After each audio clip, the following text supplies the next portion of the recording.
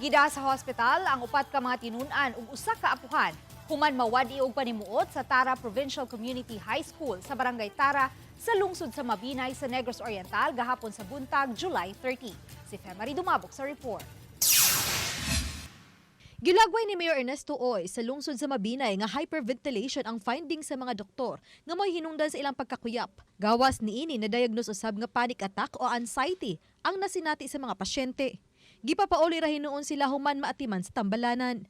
Apan kanselado ang klase sa tunghaan tungod sa hitabo. Gisalikway usab sa mayor ang pagduda nga ang massive spraying ngadto sa katubhan ang hinungdan sa nasinati sa mga tinun-an ug sa usa ka lola.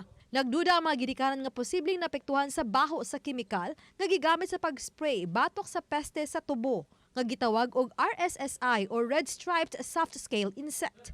Gapong adlaw gipahigayon ang halapad nga spraying sa sugar plantation sa tibok lungsod sa Mabinay. Human giatake kini og peste ang mga tubo. Dulaan sa 6,000 ka ektarya hapit katunga sa tibuok sugar plantation sa lungsod ang apektado. Kapin usab sa 2,000 ka mga mag-uuma nga apektado sa peste sa tubo.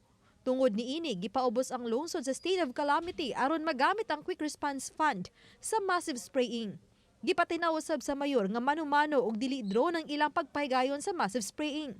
Sukad-sukad wala pay mga personnel nga nagpahiga nag-spraying nga nawad-an og panimuot tungod sa kemikal. Subay sa rekomendasyon sa Department of Agriculture ug Sugar Regulatory Administration nga ang maong klase lang sa kemikal ang gamito diha sa pag-spray sa mga tubuhan. Hyperventilation man. So dili siya related sa massive dili siya related sa chemicals nga atong gi-spray kay ang ato nga chemicals nga gi-spray ang ato nga chemicals gidilute pa nato ni siya pag-spray. Uban ni Clans Gabutin, Femari Dumabok, Balitang Bisdak.